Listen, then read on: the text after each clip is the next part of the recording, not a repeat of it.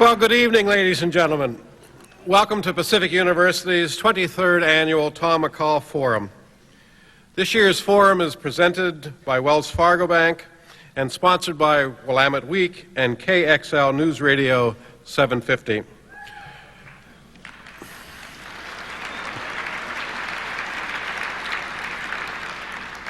I'm Phil Creighton, and I have the distinctive privilege of serving as president of Pacific University.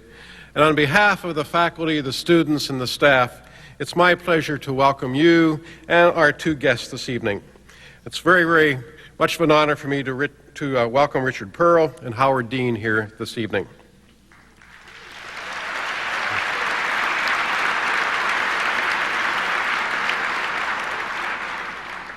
Isn't it an amazing world? With new developments in our Middle East and events occurring throughout the world, occurring daily, our two guests this evening are well qualified to help us clarify the issues and personalities that will shape American foreign policy for years to come. We are very pleased that Dr. Dean and Mr. Perle have chosen to participate in our great political tradition, McCall Forum. Whether this is your first McCall Forum or your 23rd, thank you very much for coming and attending this evening. As your proud host, Pacific University is in the midst of one of the most exciting times in its history, with new buildings, new programs, and a growing student body. And I invite you personally to come out and see what's going on in Forest Grove. Now, I would like to introduce our moderator this evening, Mindy Cameron. Mindy is a member of our Board of Trustees and a beloved alumna of Pacific University. Mindy has had her own distinguished career as an editorial page editor at the Seattle Times. Now, in semi-retirement in Idaho, Mindy continues to serve her alma mater as a skilled and articulated facilitator for our McCall Forum each year. Ladies and gentlemen, would you please help me to welcome Mindy Cameron. Mindy Cameron.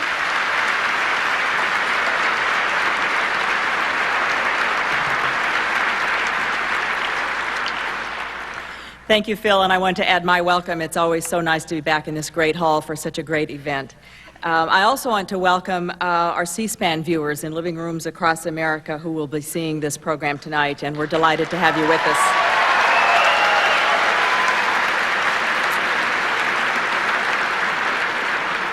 Before we meet our honored and distinguished guests, I want to give just a few, just clue everybody in. Maybe some of you are very familiar, some maybe less so, about the format, how this evening will go.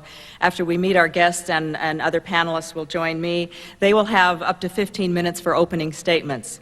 Then there will be a question and answer period from the panel. And then they will have a chance to question each other, cross-examination, if you will. And then finally, we'll close about an hour and a half from now with their closing comments.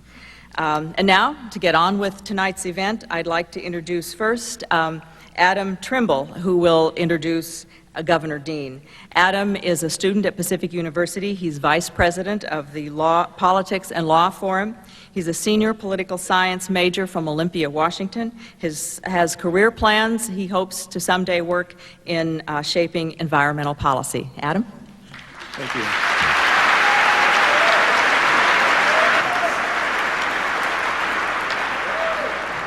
Thanks. I'm honored to introduce Governor Howard Dean, who is well known to Oregonians.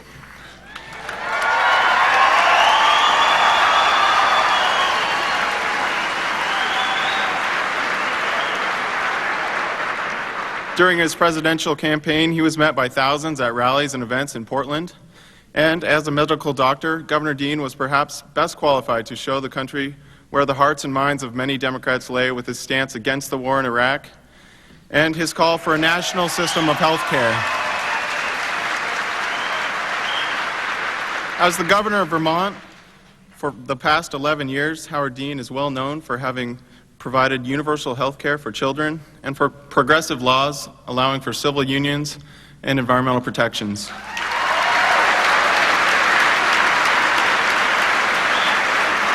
Governor Dean also balanced Vermont's state budget and spent responsibly on social programs. Howard Dean attended college at Yale in the late 1960s and then continued his education and went on to receive a medical degree in 1978. He practiced medicine up until 1991 with his wife, who is also a physician, and since his campaign, Governor Dean has founded Democracy for America to help promote Democratic candidates with the innovative outreach techniques which his campaign pioneered. The job for Governor Dean got much bigger last Saturday when he was elected as the Democratic National Committee Chairman. Please welcome Howard Dean.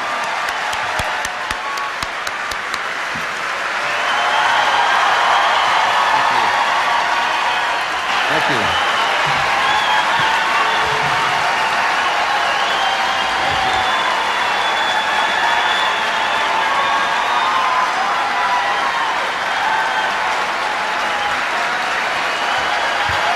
Thank you, my goodness. Mr. Dean? Oh, you want to go back? Yeah, go. I'm going to go back there. I'll be back. Governor, you may have a seat out here on the stage. You don't need to go away. We're going to get to you real soon. Thank you. And now to introduce our other distinguished guest, Mr. Perle, Elizabeth Good. She is also a student at Pacific University. She's president of the Politics and Law Forum. She's a senior political science major from Edmonds, Washington, and she too has career aspirations in politics. She'd like to go into the political consulting business. Elizabeth.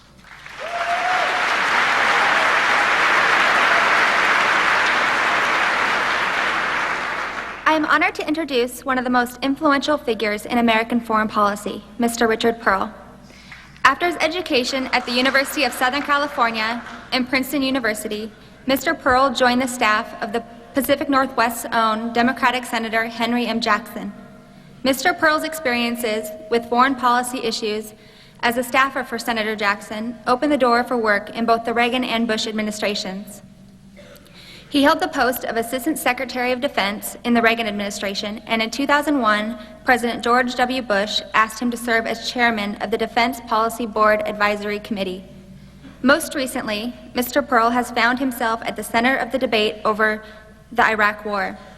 In January 1998, he was one of many to sign a letter sponsored by the New American Century Foundation that advocated military action against Saddam Hussein.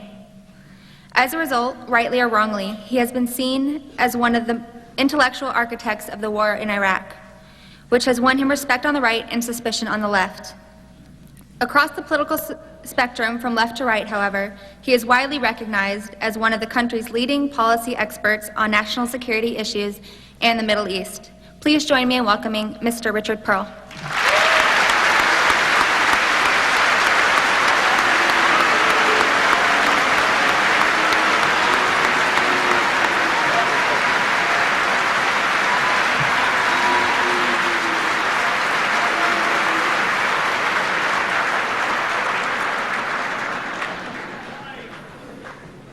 And now I'd like to introduce the panelists who will be joining me for our questioning this evening. First, Jim Moore, who is a professor of political science at Pacific University. He's a Stanford undergraduate and got his PhD at Northwestern. He's a specialist in international relations, and he's a political consultant and pundit for local media, and I think so many of us in this room and elsewhere are familiar with his name and face in both print and broadcast, because a lot of us, I think, are political junkies, and we know guys like this. Jim Moore, thank you.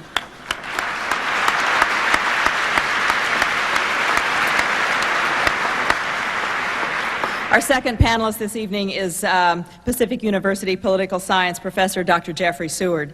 Jeff is a returning member to this panel. In fact, he's also filled in this role as moderator on at least one occasion.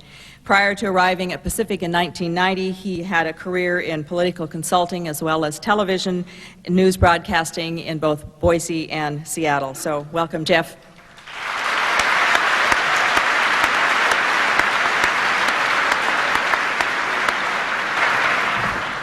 And now we begin our main event, and Mr. Perle, you have the first chance for a 15-minute opening statement.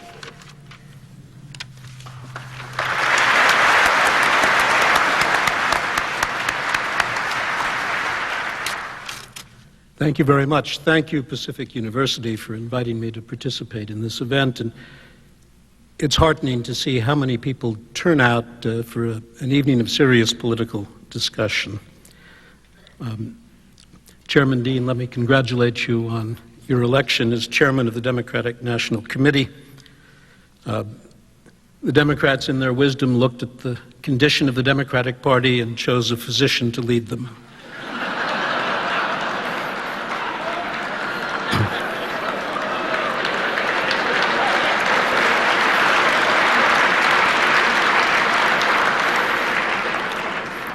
I say that as a Democrat, as a Scoop Jackson Democrat, and I look forward to the day when the Democratic Party will nominate a candidate whose views on national security are such that I can return to voting for Democratic candidates. We're here to talk about American foreign policy and the world in the aftermath of September 11.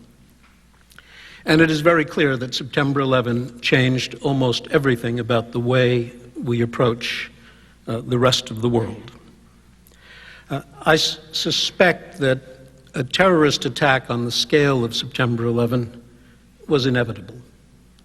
Inevitable because for years before, we watched one act of terror after another committed against us, against our installations abroad, our embassies, our barracks, our ships, without a response sufficient to discourage the terrorists. On the contrary, there is every reason to believe that our failure to respond adequately led them to believe that we were weak and they were winning. We realized on September 11 that we had waited too long to deal with the terrorists who intended nothing less than the destruction on a massive scale of the United States and those Americans who stand in the way of their ambition. And it is a deeply, intensely ideological ambition, rather like the other great, deep and intense ideological movements of the last century, fascism and communism. What they have in mind is nothing short of forcing the world to comply with their vision of how we should live. On September 11, President Bush shifted American policy in a radical and dramatic way when he said that we would not distinguish between the terrorists who had committed the acts on September 11 and the states that sponsored them. One of those states, of course, was Afghanistan. The Taliban regime in Afghanistan had welcomed Osama bin Laden and al-Qaeda onto Afghan territory, had provided bin Laden and his followers with facilities from which they can operate, camps at which they could train, the opportunity to recruit and bring to their country the cadre who ultimately would carry out the attacks on September 11 and who would surely have carried out more attacks had they been capable of doing so. And the terrible irony is that on September 11th, the United States was the largest single source of humanitarian assistance to the government of Afghanistan. Now, it's fair to ask why the Taliban government invited our mortal enemies onto their territory at a very time that we were aiding them. And I think the answer is they considered that support for terrorism carried no cost. And indeed, in all the acts of terror that preceded it, the American response was always aimed narrowly at the terrorist perpetrators and never at the states that permitted them to operate. That all changed on September 11, with the recognition that we had waited too long. After all, everything we did after September 11 could have been done before September 11.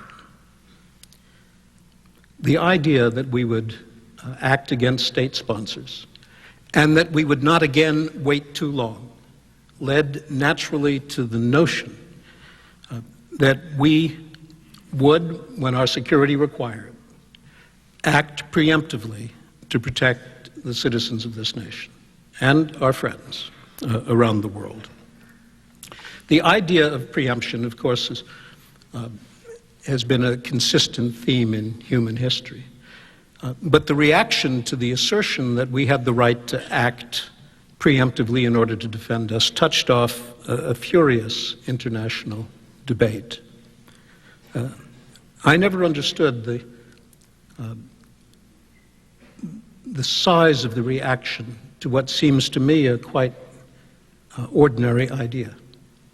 If we saw a missile being loaded onto a launcher in North Korea, for example, aimed at Portland, and the missiles they're building might reach Portland. They won't reach Washington, D.C., at least not yet. But if we saw a missile being loaded onto a launcher, surely we would be justified in destroying that missile on the launcher before it could be delivered against us. That's an easy case. But suppose it isn't a missile on a launcher. Suppose it's a missile under construction in a factory in North Korea. Or suppose it is nuclear fuel rods in the possession of the North Koreans that could be reprocessed into a warhead.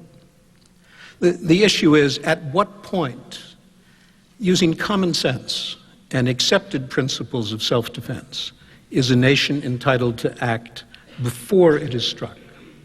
And the lesson of September 11 was that we would have to revise our thinking about when it was appropriate to act in our own defense.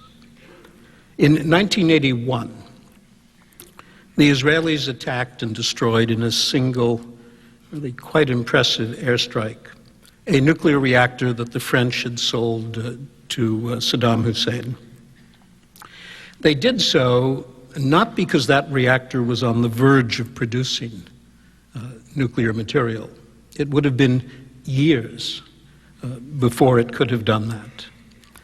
They acted when they did because they understood that if they didn't act at that moment, nuclear fuel was about to be loaded into the reactor, and any subsequent action to destroy that nuclear potential would have entailed the spreading of nuclear material in a populated area. So the critical threshold, even though it was years ahead, turned out, in my judgment, to be the right critical threshold, and we were spared Iraqi nuclear weapons that might otherwise have been developed. So preemption, which is bound to create anxiety in places in the world that are both incapable of preempting themselves and who do not feel threatened in quite the way that we are threatened, is controversial. But it really shouldn't be. And the idea I want to leave with you is that acting before it is too late is prudence, it's common sense, and it is certainly consistent with international law. Now, I know how unpopular, particularly in Portland, the war against Iraq is.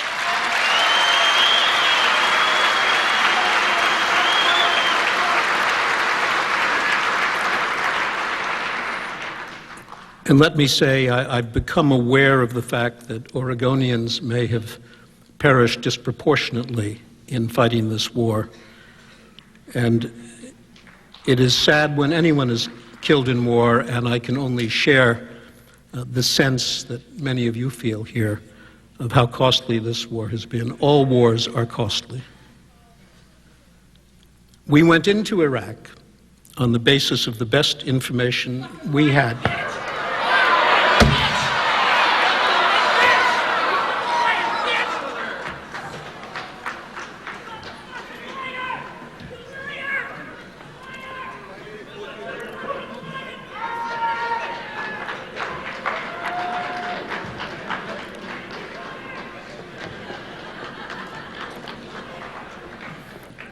Well, he's passionate, and fortunately, he's inaccurate with his shoe.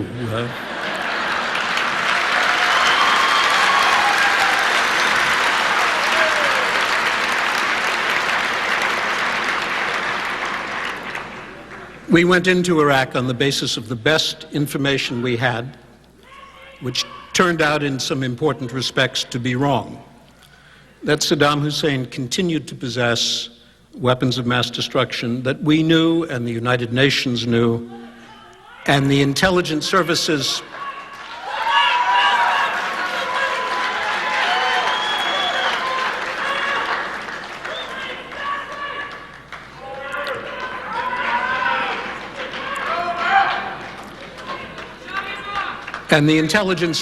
of every one of our allies believed Saddam possessed.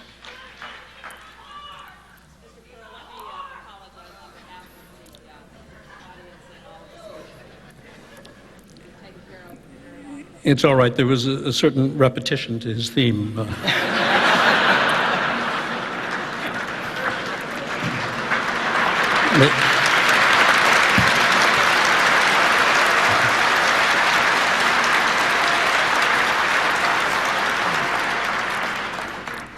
I'm sometimes asked, now that we know that there were not weapons of mass destruction in Iraq, shouldn't we reevaluate the decision to go to war? And that seems to me a little bit like deciding at the end of the year that it was foolish to have purchased insurance because your house didn't burn down.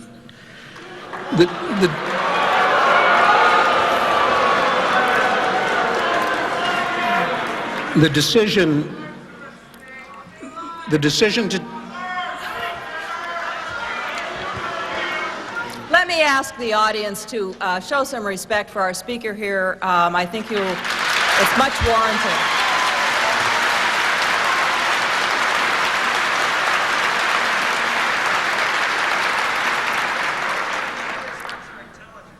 The decision to act on the basis of the best intelligence you have entails the management of risk.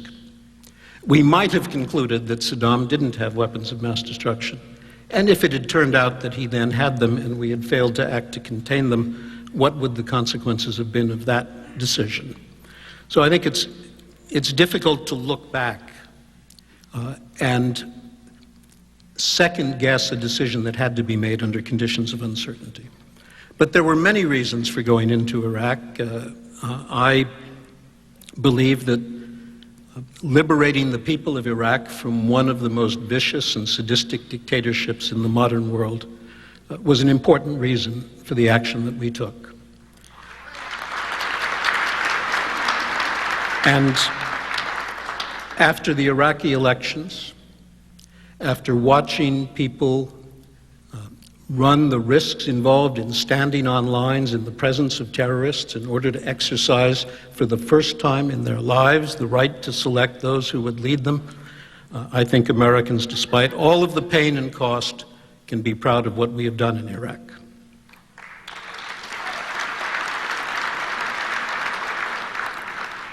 To be sure, mistakes were made. The occupation, in my view, was a mistake. We could and should have turned Iraq over to the Iraqis immediately after Saddam Hussein fell. But now the Iraqis have voted. They're in the process of putting a government together.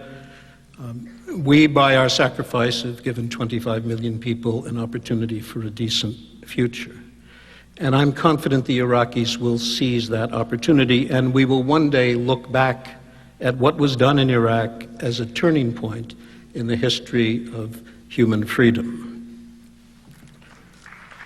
This president believes that the cause of advancing human freedom in the world is fundamental to American traditions and values and to his presidency. As we look around the world and we look at the threat that comes from terrorists who want to destroy our civilization, and we ask ourselves what can be done to contain that threat so that we don't have another 9/11, and the next 9/11 could entail weapons far more horrible than the explosive power of airplanes crashing into buildings. As we look at what we can do, one of the things we can do is encourage the growth of democratic institutions in a part of the world that is dominated by dictatorships that breed terrorists. It isn't poverty, it is the oppression in which people live in a part of the world that now for the first time has had a democratic election. And I hope and trust that this is the beginning of the transformation of a part of the world that has been a source of misery and danger for the American people and the rest of the world. And if it develops in that way, we will look back at this, not only with pride, but with a sense that we have acted to make ourselves safer and to protect our most fundamental values. Thank you. Mr. Perle.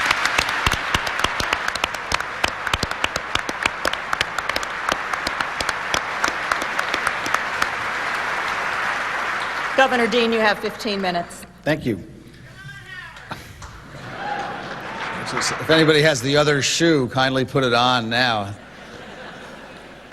Let me make the case that the Democrats, in fact, have a stronger and more well-thought-out defense policy and foreign policy than the president does, and that historically, defense is about a big-picture set of ideas and not simply a focus on Iraq, although I'm sure we're going to spend plenty of time on Iraq tonight. Let me first declare some common ground. As you know, during the campaign, I was not in support of Iraq, and I think that the events in Iraq notwithstanding, we want our troops to succeed and we want the people of Iraq to live a better life, but I think still the Iraq war was not justified by the information that we had at the time. However, I think this particular issue is much bigger than Iraq. As many of you know, I supported the previous 4 wars, the intervention in Kosovo, the intervention in Bosnia. I also supported the first Gulf War because I felt that we had an obligation to come to the defense of a treaty ally of ours.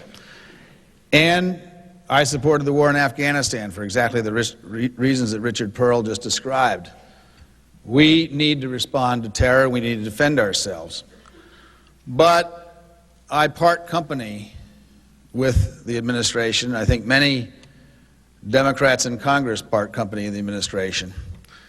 In terms of the priorities the administration has set, I have always believed and said so during the campaign, I think most Democrats on Capitol Hill believe, that Iran and North Korea represented then and represent now a far greater threat than Saddam Hussein ever represented. We picked the low-hanging fruit in Iraq, and we have done nothing about stopping the consequences of possession of nuclear weapons in either North Korea or Iraq. In the 5th year of the presidency of the United States, we can do better than that.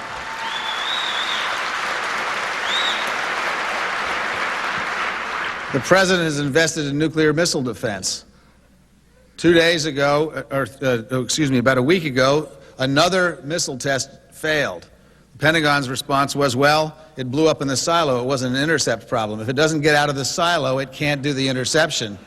We need a long-term view of American defense in order to make America strong again. And that long-term view includes strong response to terrorism anywhere. I believe we did the right thing in Afghanistan. They were harboring people who intended to kill more Americans after they got done with us on 9/11, and we do have to stop that, and there is nothing wrong with going to the source of that evil, just as we did when we were fighting Adolf Hitler. On the other hand, we need a comprehensive view. For example, it is not a strong defense policy to run up trillions of dollars of deficits and have that paper held by the Saudis, the Chinese, and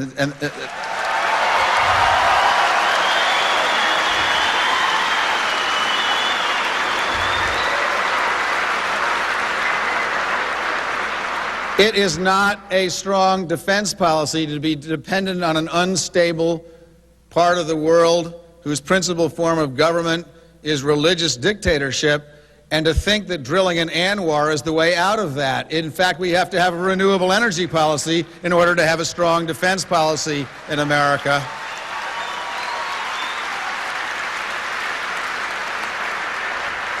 It is not a strong defense policy to cut veterans' health benefits, because those are the people who we depend on to defend the United States of America. So I think this is about a greater debate than simply whether we should have gone into Iraq or whether we shouldn't. My views are well known on that issue, and we disagree on the information that should have been available to the Congress when they made that vote. The long-term foreign policy and defense issues are much more comprehensive than whether we should or should not be in Iraq. Since certainly the end of World War I, I have always felt that America had the moral high ground in leadership of the world. I used to say the free world, but it was really the entire world. Even during the height of the Cold War, the Russian people admired America, although their government intended to do us harm. I think that because of the doctrine of preemption, spelled out so clearly, and even more so because of the intent to unilaterally declare and dictate to the rest of the world what our foreign policy was going to be, that we have lost that moral authority in the world. And I think that's a problem, and here's why it's a problem. The reason that America has been such a strong country is because we not only had the strongest military, and I believe we should have the strongest military, we not only had the strongest military, we also had the moral high ground. It was very clear to people all over the world, including citizens of those dictatorships during the Cold War who opposed us, that we stood for freedom and we stood for opportunity, those kinds of opportunities and freedoms which were not available in other parts of the world. It is not so clear anymore that we stand for opportunities in other parts of the world. We will see. We've had what I consider to be successful elections in Iraq, and we hope for the best for the Iraqi people. It would be foolish for those of us who oppose the war to somehow spitefully think that we hope things go wrong. We do not hope things go wrong. We want the Iraqi people to succeed. I think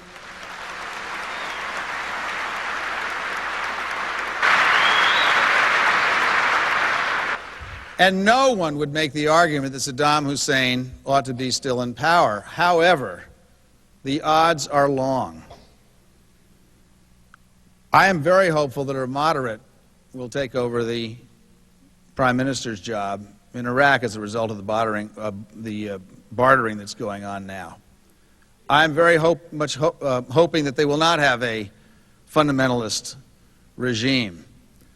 But it is very clear that the best we're going to do is to have a Shiite government which is sympathetic with Iran. Iran is a danger to the United States if it possesses nuclear weapons, and if it doesn't, it certainly is on the way. Wouldn't it have made more sense to deal with those nations, Iran and North Korea, that really were a potential threat to the United States? I don't think that North Korea is on the verge of being able to send a missile to Portland, but I do think that it's likely that they will sell their nuclear technology to a terrorist group to get hard currency. Where were we in terms of sitting down at the negotiating table with the North Koreans? Where were we in terms of sending strong signals to China that what course we would like to take? I think the reason that no progress has been made is because there's a divide in the Bush administration between the moderates who think that we ought to re-up on the Clinton deal with verification to disarm the North Koreans, and the hardliners who think that some magical thing will happen and North Korean regime will collapse the way East Germany did. That is an enormous risk. What happens if they are wrong and they don't collapse? I think we ought to be at the negotiating table, and I think that we ought to take a hard line in terms of negotiating. The Chinese don't want the North Koreans on their border with nuclear weapons any more than we do.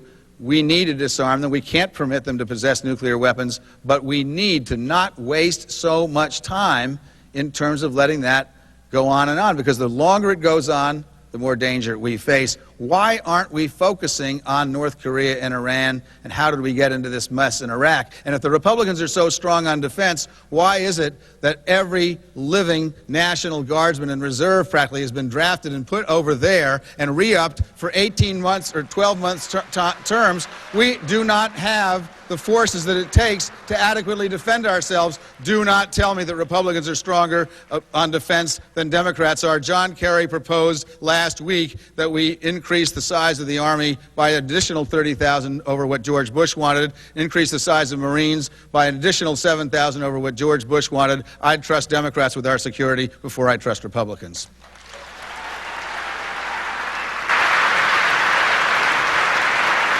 So let me close and say this. 9/11 has changed the way that America must conduct itself. And we must be tough on terrorism, and we must be willing to use military action. But we need to be careful that we do not use justifications which later turn out not to be so before we commit 135,000 brave American men and women to those theaters. And more importantly, we must look at our foreign policy post 9/11 in a comprehensive way.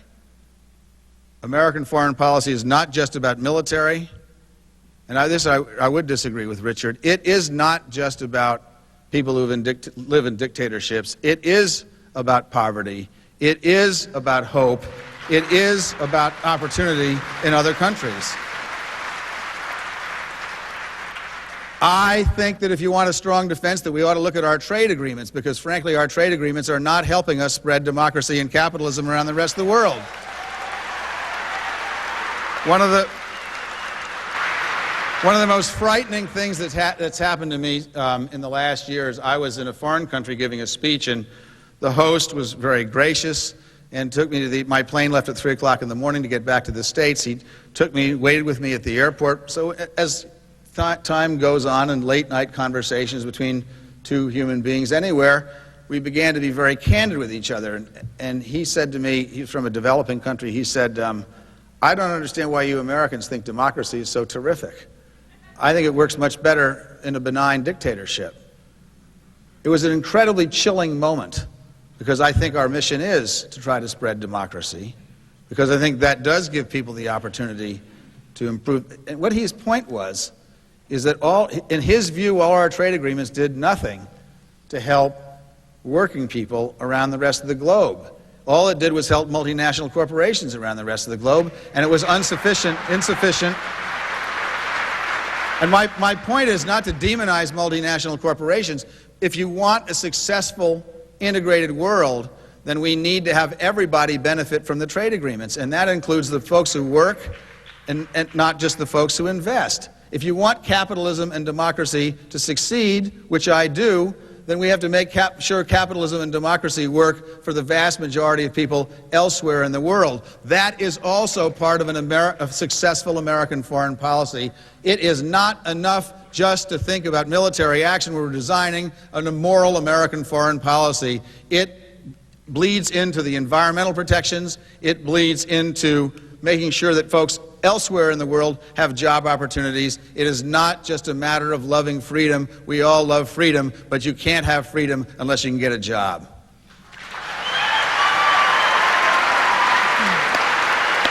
So, I want a strong America. Democrats want a strong America. Democrats understand that having a strong America does mean having a strong military, but it also means being the kind of leader in the world community that, first of all, respects other people's opinion in the world community, and second of all, understands the interconnectedness that should drive the policies of what ought to be the most powerful and most well-respected country in the world. We will never achieve the status of being the most morally powerful and the most well-respected country in the world simply by having the strongest military. We can frighten people, and we can make terrorists, keep terrorists at bay, and that's important. But in the long run, to have the kind of opportunities for democracy and capitalism, to really have freedom for those who love it, we have to understand that that means investing in environmental protection, that means investing in renewable energy, that means investing in real opportunities, the kind of programs like micro-lending that make a huge difference in the lives of ordinary people in the developing country. That is the destiny of America, to lead in that direction, and that's why I'm a Democrat. Thank you.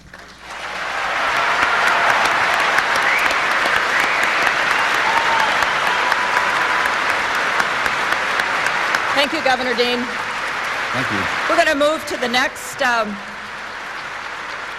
part of our evening format, and this will be a round of questions, and I'll ask each of our guests on stage to try to limit their remarks to about 2 minutes. We'll have a little play in that, but this is a faster round here.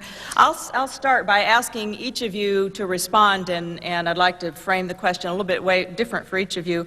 We are just in the early stages of the second Bush administration, and I want, if you, Governor Dean, could explain what you think the Bush election last fall means in terms of foreign relations, and specifically how it may not be a popular position in Portland, but how it certainly seems like it's a mandate in the war on terrorism, and how you would view that, respond to that observation.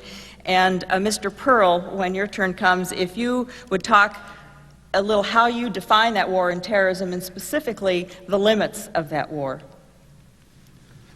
You first, Governor Dean.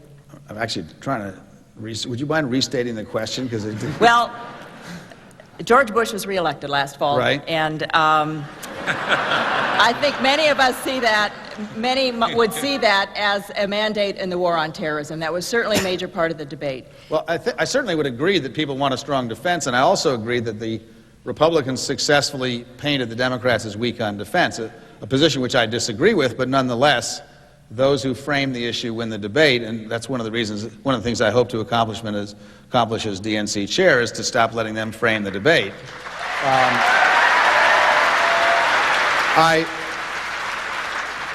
I do think that the American people want to be safe, and I do think the American people expect a president who's going to stand up and be very clear about the war on terror, and I think that the president was able to do that during the election.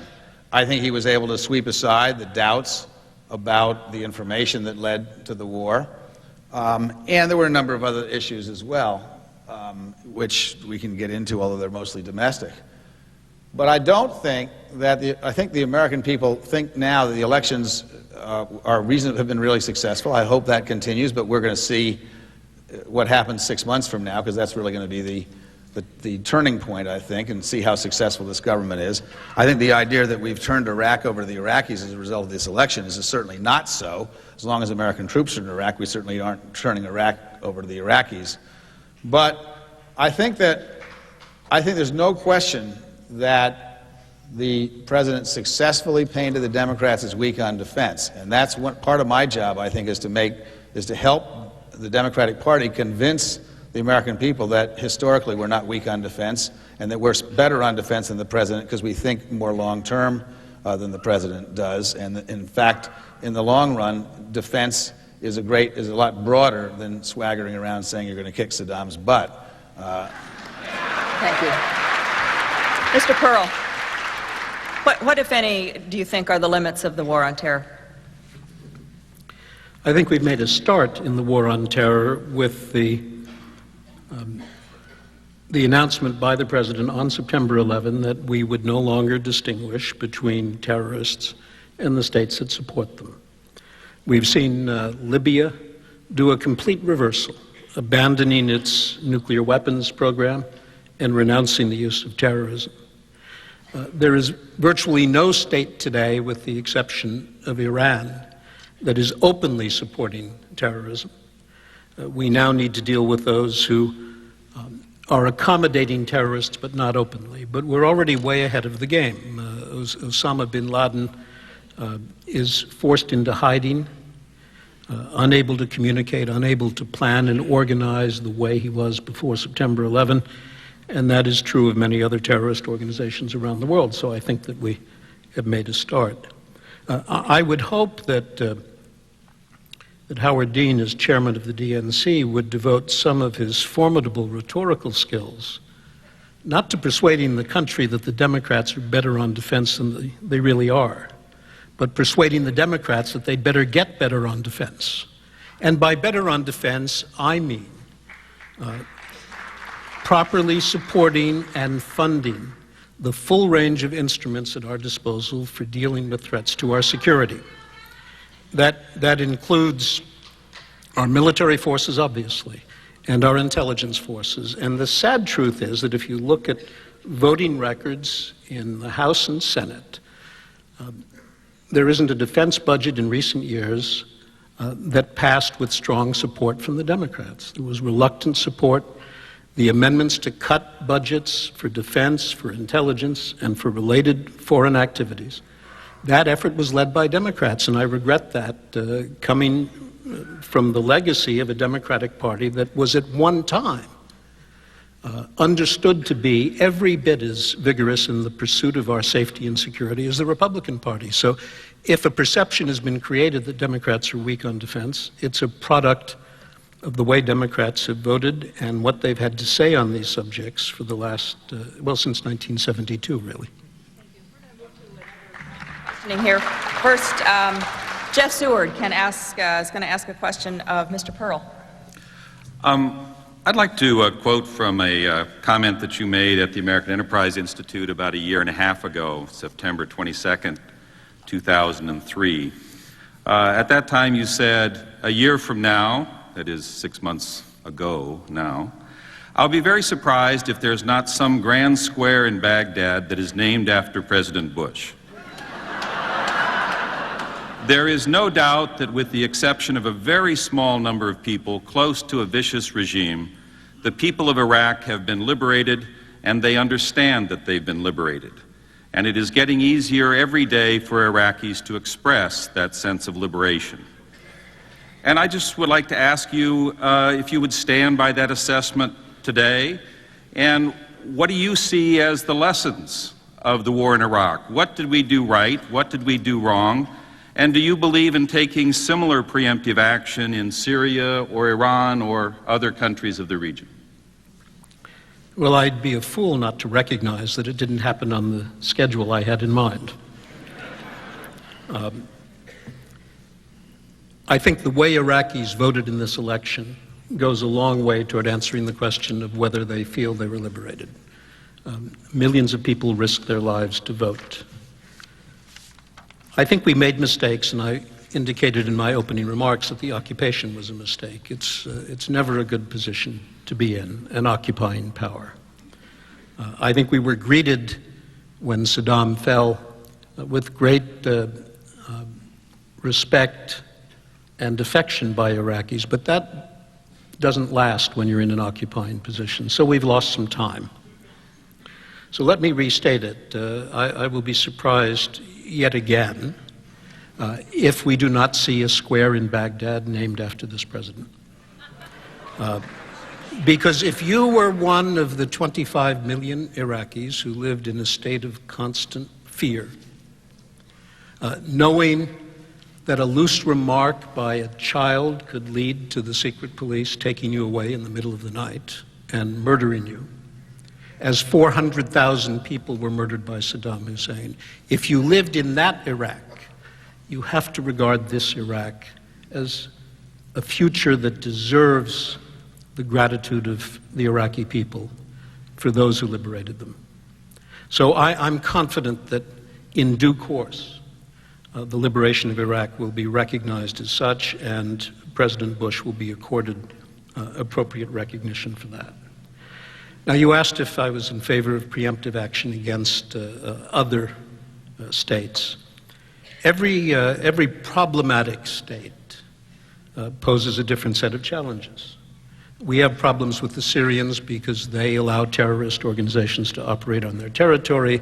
They are accommodating now leaders from Saddam's old regime who are helping to direct the insurgency. They occupy Lebanon. They may well have been involved in the assassination of the former Lebanese president. So we have problems with the Syrians. I'm not recommending that we invade Syria tomorrow. You haven't given me enough time to respond on each of these countries, but let me just say that for every problem, there is a range of possibilities, and I'll just mention one because I don't have time. Iran. I think Chairman Dean was quite right to refer to the fact that we have thus far failed to deal effectively with the threat that Iran poses. And I don't believe we have an adequate policy with respect to Iran. But millions of Iranians want to see the mullahs who dictate every aspect of their lives out of power. And we have the opportunity to join with them and help them, not by invading, but by supporting those brave Iranians who want to see their country freed. It's an entirely different solution than what was applied in the case of Iraq, or what I suspect would be useful with respect to North Korea. Every case is different. Thank you. Jim Moore, a question for Governor Dean. Governor Dean, you talked about restoring the United States' moral authority in the world. It's now been about 60 years since we had the declaration that this was the American century, the amazing time after World War II when the United States accounted for about 2/3 of the world's economy, when Americans around the world were seen as people who would help you to learn how to be a country, help your economy, the Peace Corps experience, which is now over 40 years old, all those symbolic things. And as you noted, a lot of that is in tatters after our response to 9/11, looking at much of the world. Spell out how we would begin to reassert that moral authority and take particular account in what is now a changed world. Within the next 50 years, we will see China become one of the true centers of world power. The European Union coming together, who knows if it's actually going to work, but could also, we're seeing it establishing more of an independent line. How do you envision this reestablishment of moral authority in this much changed world? One of the things that deeply troubles me about this administration, and it's one of the reasons I ran for president, is it seems to me there's very little long-range serious thinking going on about this. I'm troubled, even in the defense policy, by the decisions that are made. Richard talked about the Democrats not voting for all the defense programs. But the truth is, it seems to me the president wants to invest in programs that don't make any sense in the long term. For example, we clearly need to improve our intelligence capacity, which was lacking in the days up to 9/11. And in the days up to the Iraq War. But the president has nuclear bunker-busting missiles on the agenda, which can't possibly be very useful in fighting terrorism. And if it were, does America want to be, again, the only nation that's ever used nuclear weapons against other human beings? I'm not arguing about this from a moral point of view. If we had to defend ourselves, we should. But the truth is that setting that precedent makes it easier for somebody else to do it. Secondly, I talked briefly about the nuclear missile interception program. Of great concern. There are many people who believe that you don't have to do that expensive program, that you simply use boost phase missiles, which I don't want to get too technical here, and you position them off the North Korean coast and get the missiles, should they develop those missiles from North Korea, in the phase before they leave the atmosphere. It's cheaper, it's proven, and yet we continue to invest in technology which has not been proven to have worked. It's not that I think the president doesn't want to defend America. It's just they never seem to think about the long-term implications of what they're doing, and they're always investing in the wrong things. We're now 25% of the world's economy, down from whatever number you quoted. Well, I find it hard to believe we're actually 2/3 of the world economy, but we're certainly more than we were. And so somehow the president thinks it's going to make us stronger to undermine the dollar by borrowing an additional $2 trillion from the next generation so he can screw up Social Security. Please.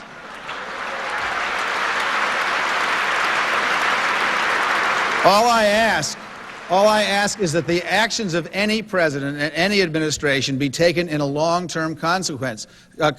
Think about what's going to happen, not by the end of the term, but in 10 or 15 or 25 or 50 years. Because the decisions that we're making today are setting the stage for America's decline, and I don't like that decline, and it's why I think we should change presidents.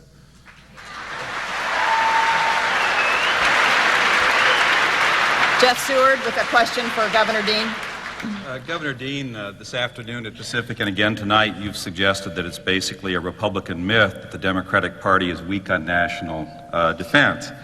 Yet during the last campaign, when a small state governor for a long time was the front runner, the Democratic Party seemed to prepared to nominate someone who basically had no foreign policy experience at all in public office. And in John Kerry, your party did nominate someone whose career, despite his personal military heroism, never was really distinguished by a clear, consistent, coherent strategic vision of national strategic issues. How can the Democratic Party convince the public that its national security policies over the long haul are really there? Is this really just a PR problem? I think it largely is. I mean, I had visited but at the time I ran for president, I visited over 50 countries, which is probably 46 more than George Bush had been visited before he became president. I don't say this to demean the president in any way. It's just that I don't. I mean, you know, but he was not widely traveled, and so. What he did was to select a running mate who had a great deal of defense experience, had been a former defense secretary under President Ford, and it seems to me that the way that anybody who's running for office, and I think governors, of course this is my bias, but governors tend to end up with a nomination perhaps more frequently than senators for whatever reason, that a governor is not going to have the kind of experience that, say, a long-term person who's spent a lot of time in the defense establishment, or as Senator Kerry did on the Foreign Relations Committee. So I don't see this as anything more than a PR problem. How did the current president, who served as a governor, manage to convince people that he was an expert on defense? He lived through 9/11, and that was all the difference. I think... You know, to say that presumptively the Democrats are going to nominate people with no experience on defense doesn't make any sense at all. And in fact, one of the most interesting campaigns, and it's one that I think about a lot, given our own situation as Democrats, is the Jack Kennedy versus Richard Nixon campaign, where Senator Kennedy actually ran to the right of Richard Nixon on defense during a very tense Cold War, the height of the Cold War. And I don't advocate that we position ourselves differently, but I do advocate that we use different language to talk about defense and make it clear to the American people that military strength is very important, but military strength alone is not good enough to defend us. It is the spreading of our ideas of democracy and capitalism. In order to do that, you've got to make sure that it works for everybody around the world, and that's where I see the great failure in this administration. Jim Moore with the question for Mr. Perle. Mr. Perle, you talked with Jeff's first question about the range of options available and how you needed to look at individual countries. If you could expand on what that range of options generally would be to deal with issues around the world. And I'm thinking specifically, with the end of the Cold War in 1989 to 1991, we saw during the entire 1990s, the first Bush administration, the whole Clinton years, and the beginning of the second Bush administration, economics was just crucial. It was at the center of foreign policy decisions. How do we incorporate the ideas that are important with economics into some of your options, or are we thinking more immediate military security kinds of issues when we look at the options out there?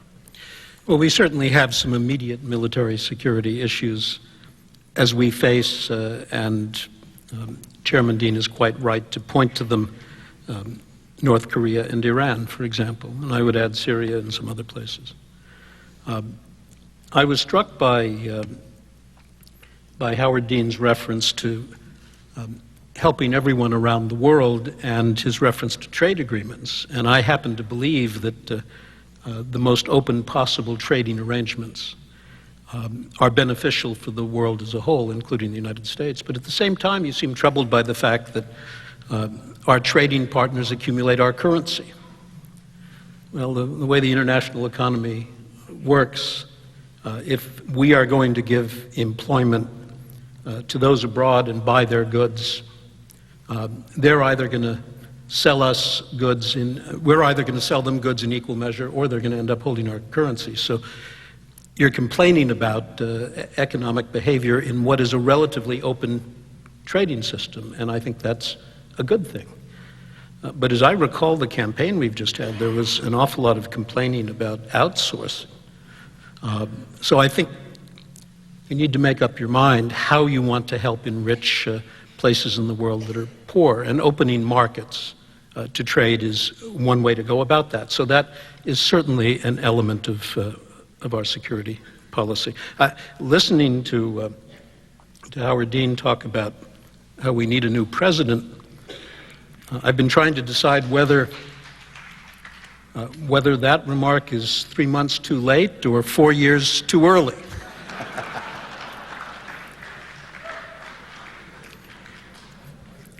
We'll have one more round of questioning, and then we'll have you each have an opportunity to ask questions of each other. Jeff, you have a question for Mr. Perle. A distinguished international relations theorist who I suspect you know quite well, Joseph Nye, who also was once upon a time an Assistant Secretary of Defense and is now Dean at the Kennedy School, has said that an important component of American power in the world and ability to do good is soft power, which he defines as the ability to get what you want through attraction rather than coercion or payments. It arises from the attractiveness of a country's culture, political ideals, and policies. When our policies are seen as legitimate in the eyes of others, our soft power is enhanced. Every international public opinion poll shows a substantial decline in respect for America, admiration for America over the last 4 or 5 years. How important do you think tending to our soft power assets is, and how would you assess the state of American soft power in the wake of the war in Iraq? You know, I've never thought very much of Joe Nye's writings on soft power, to tell you the truth. It's an easy way out to suggest that that by our good example we can provide for our security. There are times, look, obviously it is beneficial to be admired. It's beneficial to be liked and respected. But if the way you purchase admiration and respect is by refraining from the tough acts of self-defense, that's too high a price to pay.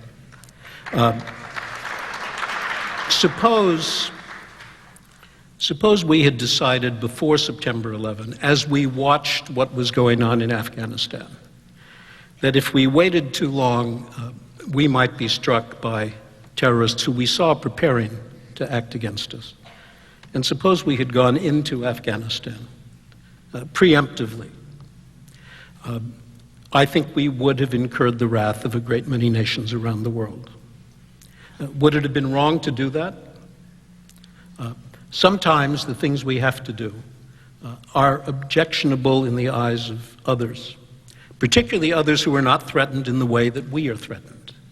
So I'm all in favor of soft power, but the fact is, when you are confronted with people who are prepared to die in the course of attempting to kill us, you have to find the full range of mechanisms to contend with that. And it just isn't good enough to say that by presenting the world with a great example, we will be safe. I don't accept the view that the United States has ceded the moral high ground. It is certainly true that in this country and in Europe there are people who do not agree either with what we have done in Iraq or the notion that we have the right to act before we are struck. That's an issue that we ought to be debating. But if we have ceded the moral high ground because we have responded to a terrorist threat of a kind that we didn't fully appreciate before September 11, I nevertheless think we've done the right thing, and I don't believe that any reasonable judgment of what is right and moral would condemn us for defending ourselves. Thank you, Mr. Perle. And finally, in this round, Jim Moore, you have a question for Governor Dean. Certainly. Governor Dean, for the past 2.5 years, U.S. international relations has been dominated by Iraq, preparing for the war, going through the war, the occupation since. I'd like you to put on your future hat and tell me what you would expect to see versus what you would like to see with what Iraq looks like 5 years from now, so shortly after the end of a Bush presidency, beginning of whoever the next president is, and then 10 years out, with the continuation of U.S. policy? Well, before I answer that, I'm going to take on Richard, because you did something that Republicans do too often. It's my job not to make sure you get away with it, and that's this. And that, wait a minute. You restated a question that was never asked. No one is arguing in the Democratic Party that we ought not to have a strong defense. No one is arguing that moral high ground is a substitute for a strong military. I'm arguing that we need both.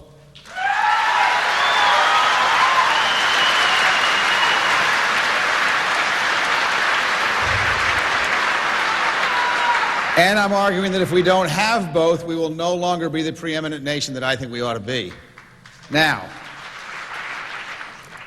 here's what I hope for Iraq.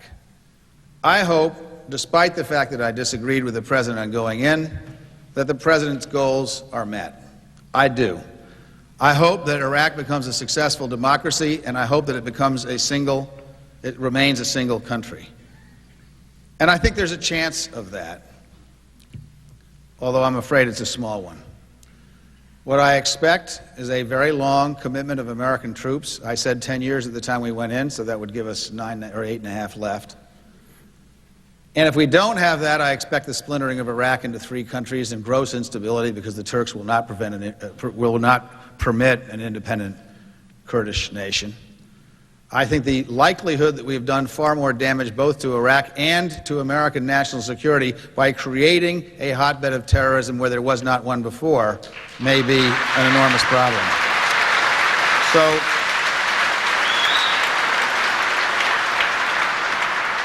I wrote a column about 3 or 4 weeks ago saying I supported vigorously the elections, because it is the only chance that we have. I disagreed because of getting in there, because I saw the risks much differently than the president. But now that we're there, we have to hope the president's policy succeeds. I think the likelihood, unfortunately, is that we're going to do more damage to American security than, in fact, the risk justified. And I think we're going to do more damage to American security than even such a dreadful person as Saddam Hussein. The truth is, Saddam Hussein was a terrible danger to his own people, and it may be that the Iraqis will be better off because of our intervention. I'm not convinced that American security will be better off.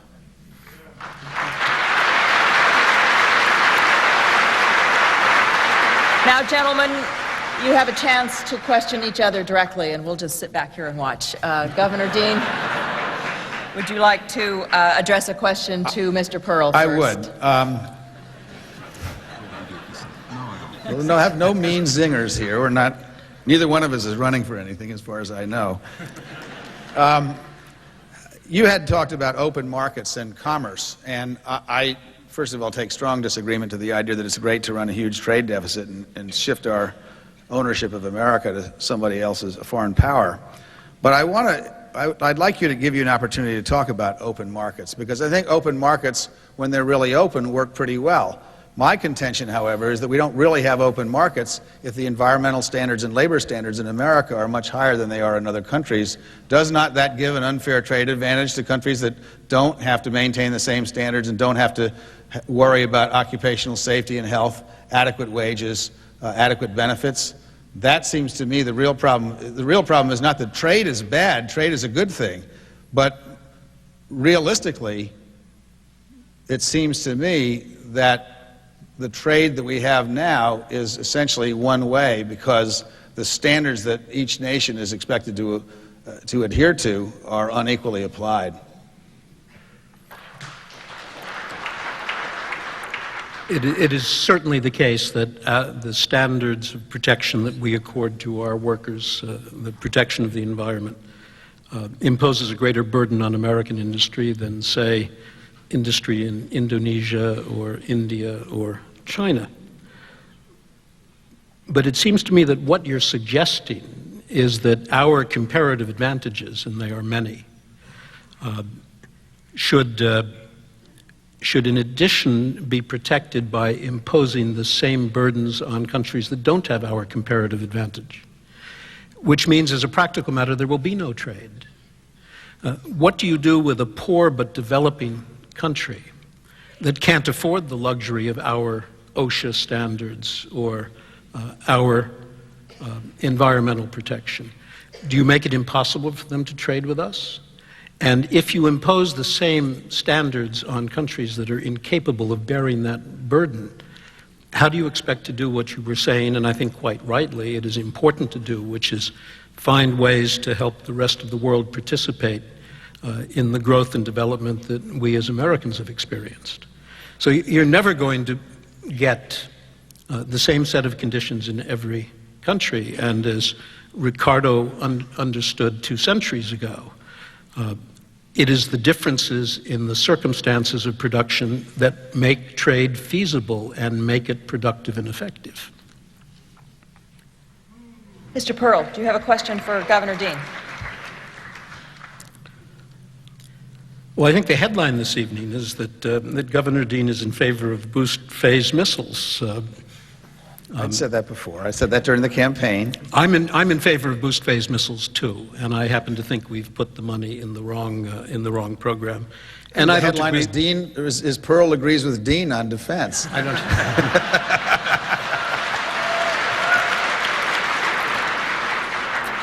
We don't always buy exactly what we should buy.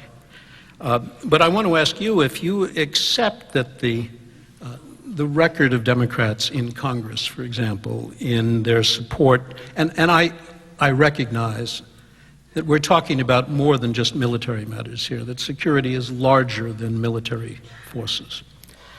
But with respect to military forces, with respect to the training, equipment, and organization of the Department of Defense, and our principal intelligence activities, wouldn't you agree that the Democrats, over many years now, have voted to reduce those essential budgets, in contrast to Republicans who by and large have voted to support them?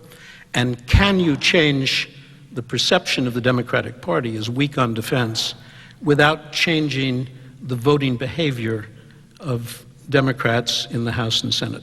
See, here's where I think we have a fundamental disagreement.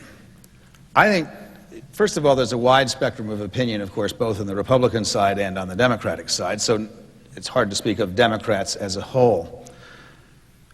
I think Democrats are clearly concerned about the defense of the country, and I think they have supported the president. I've forgotten what the vote in Afghanistan was, but I would venture to guess that virtually every Democrat agreed, as did the Republicans. The concern that I have is that we can't simply measure defense by how much money we give the Pentagon. And a perfect example of that was the so-called $600 toilet seats and all that kind of thing. Now we see that Boeing is under an enormous amount of investigation because of this business with the tankers, which many Republican senators have raised the issue, John McCain being the principal one. So I think there are a lot of ways to measure what you believe in, but I'm not sure that simply giving the Pentagon more and more money is the only measure of what you believe ought to be done. Interestingly enough, as I mentioned before, Senator Kerry this week, a couple of days ago, criticized the president's defense budget because he thought the president wasn't spending enough money. Well, does that mean that Senator Kerry is tougher on defense than President Bush? I don't know the answer to that. I'm just saying that I believe that in the long run, it's not just how much money you spend, it's what you're thinking about that's going to happen 10 or 15 years from now. And I see very little evidence that that kind of thinking is going on in the Republican Party. Dr. Dean, you have a question for Mr. Perle? What's that? Oh, I have one for you. Another question? Yeah. Let me, this is sort of a softball, but one of the things that most people don't realize, actually in a presidential debate and in this one as well, the worst thing you can do is ask your opponent a question, because it gives the opponent the opportunity to say what they want. And so I'll give you a softball, since it's going to be a softball anyway. Tell me, or just talk to this audience a little bit about North Korea, the extent of the difficulty, what you think are the problems, why we haven't been more forthcoming in the last 5 years about trying to get a solution, and what you would advise the president to do in order to get a solution as quickly as possible, given that we both agree that we can't allow the North Koreans to have nuclear weapons. It's a very tough problem, as you know. We had an agreement, the so-called framework agreement with the North Koreans, in which they promised they would cease their nuclear weapons activity. This was under the Clinton administration, but it was widely approved. They cheated, and they developed a parallel program and continued their effort to acquire nuclear weapons. We have operated on the hope, knowing that that method didn't work, that we could somehow persuade the Chinese, who have enormous influence with the North Koreans. North Korea couldn't exist without Chinese support, that we can somehow convince the Chinese that they should prevail upon Kim Jong-il to abandon his nuclear programs. What we have failed to do is give the Chinese an appropriate incentive for doing that. It is certainly true that the Chinese are not delighted at the prospect of nuclear weapons in the hands of the North Koreans, not least of all because they think they could one day wind up in the hands of the South Koreans if there's unification. But they have not been motivated to take the kind of draconian action that could in fact change the situation in North Korea. So my proposal is a simple one. It's that we make it very plain to the Chinese that if they can't solve this problem, and quickly, by peaceful means, by exerting the kind of pressure they're capable of exerting, that they should not be surprised if we find it necessary to use other means. Because we cannot allow, and on this I think we are in agreement, we cannot allow this desperately poor despotic regime in possession of nuclear weapons to offer those weapons into a market where we know there are terrorist buyers. That is a threat that we cannot tolerate. So if push comes to shove, we will have little choice but to take direct action. And I would hope that we could make that so clear to the Chinese that they would be motivated to do what we believe they're capable of doing, and that is bring about a peaceful termination of North Korea's nuclear ambitions. Mr. Perle, do you finally, for this round, do you have a question for Dr. Dean?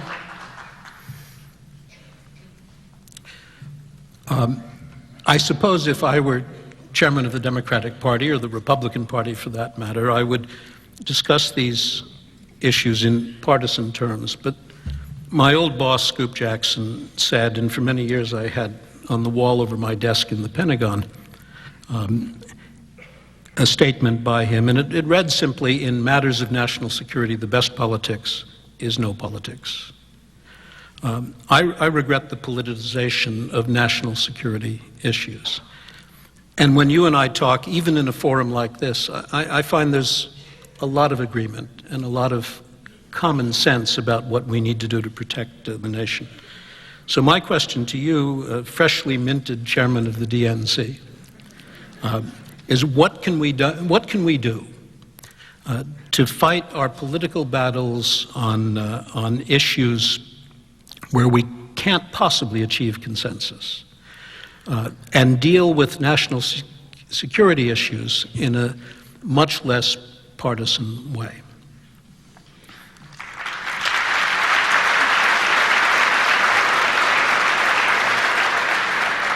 I'm actually going to say something that I wish I didn't have to say, because I actually don't think what I'm about to say is particularly constructive, but I think unfortunately it's true.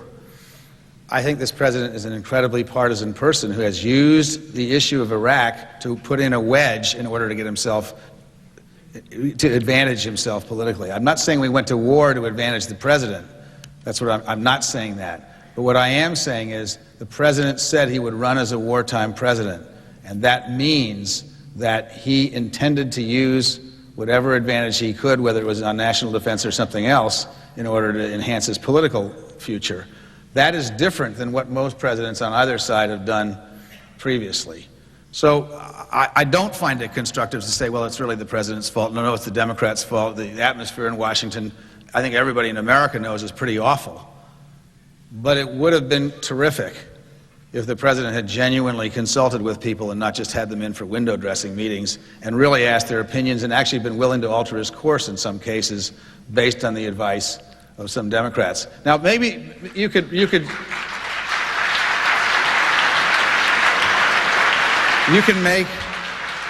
make the case that perhaps he really did. I don't know. I wasn't there. Maybe you were, maybe you weren't.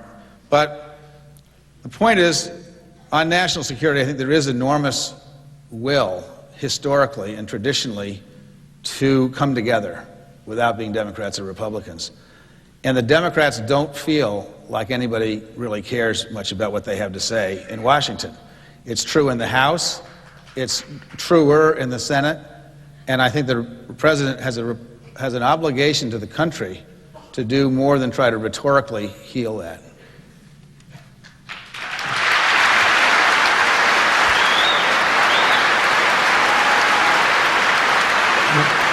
We're now at that stage of the program where it's, yeah, okay. It's a short I response. can't resist saying that I doubt that there is any advice that could have come to the president from Democrats that was not presented to him by his Secretary of State. And I have enormous admiration for Colin Powell.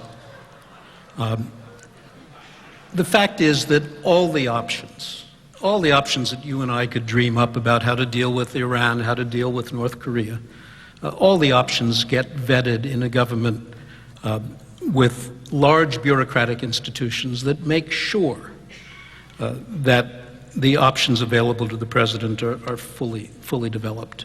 And Colin Powell certainly did that at the State Department. But he was treated like a Democrat, Richard. Nobody...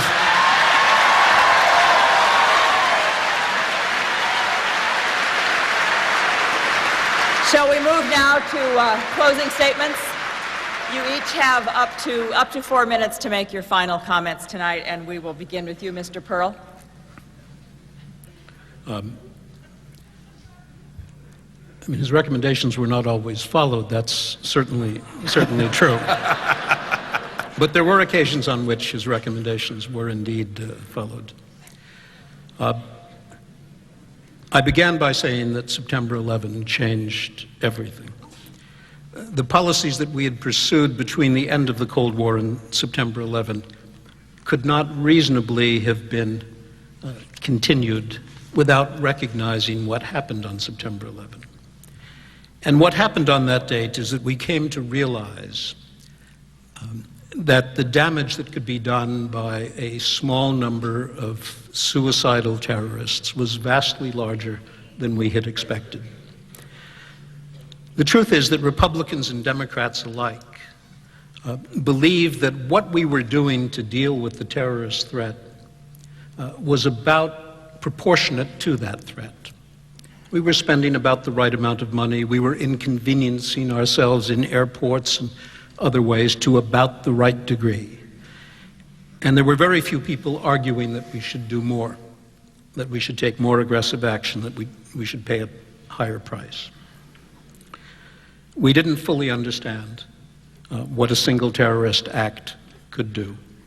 Now we're acutely aware of what a single terrorist act can do, and everything we have learned about the terrorists we are confronting is that if they had an opportunity to kill not 3,000 Americans in the World Trade Center and at the Pentagon, but 30,000 or 300,000 or 3 million with a weapon of mass destruction, they would, without remorse, use such a weapon against us. We're not going to talk them out of this. They are true believers. So what can we do? We can do what the president has embarked upon, which is try to separate them from the territory they need from which to operate and the support they need in order to reach our shores. We can use the best intelligence we can find, which isn't good enough and I hope is going to improve, to try to gain knowledge of things that are planned against us. And we can do a third thing, and that is a task of immense proportions. but it, in my view, is absolutely vital. We can recognize that terrorism is born under conditions of oppression. It is not an accident that the people who attacked us on September 11 came from dictatorships like Egypt and Saudi Arabia. And these were not poor, hopeless individuals. These were people with an education, an opportunity to travel, to live abroad. So we have to come to grips with oppressive regimes that are breeding terror. One way to do that is to succeed, and I'm really delighted to hear Governor Dean say he wants to see us succeed in Iraq. There is a great deal at stake in that success, not only for the people of Iraq, but for the transformation of a part of the world that has been a breeding ground for terrorists and gave every indication of continuing to be a breeding ground for terrorists. With success in Iraq, with Iraq on a humane and decent and democratic course, there is a chance that will change. That's our urgent task. I don't know how long it's going to take. I suspect that the next president, whoever he is, will recognize that it's the right course. Dictators must have enemies. They have to have internal enemies to justify their secret police and external enemies to justify their military forces. And we had better continue the effort to diminish the sway of dictatorships in the Middle East and around the world. We've started on that, and I hope that this purpose will become, as it should, a bipartisan one. Thank you, Mr. Perle.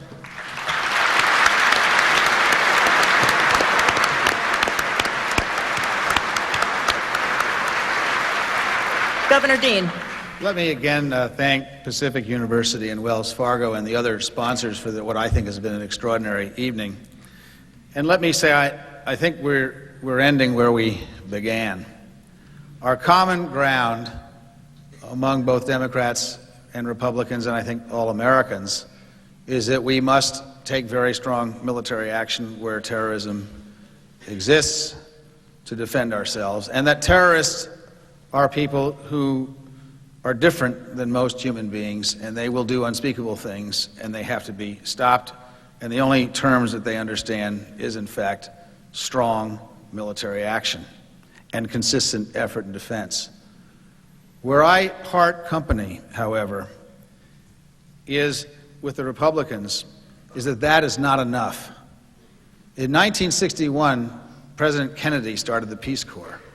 He started the Peace Corps at a time when there was another great threat to America, which was communism armed with enormous numbers of nuclear weapons. And he started the Peace Corps because he believed that in our proxy wars going on all over the world, from Africa to Central America to Latin America and Asia, that if real Americans could sit with some of the folks in which communism was expanding, that they could be made to see that our way of life was better than theirs. That is the component that is missing from today's defense against terrorism. We have a president who just put it in his budget, cutting $300 million from programs to feed hungry children in the developing world. It is not enough to stop the terrorists militarily. We also have to take away their support bases, and that means not just getting rid of the Afghan government that harbored them. It means convincing Afghans and Africans and Asians that we care about them and that America represents something that is better than what the terrorists offer, which is nothing but hate. We need a foreign policy. We need a foreign policy that deprives the terrorists not only of their military base and territory, we need a foreign policy that deprives them of their popular support, which is fueled by the resentment of people that feel they are being taken advantage of by what we're doing.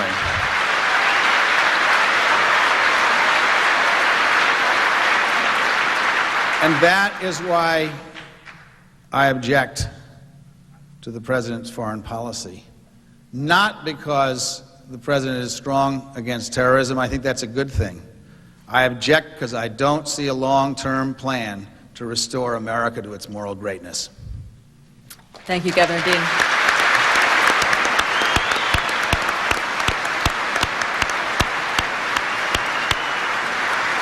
I want to thank both of our guests tonight, Governor Dean, Mr. Perle, for another great Tom McCall Forum. Thank you very much for being here. Okay.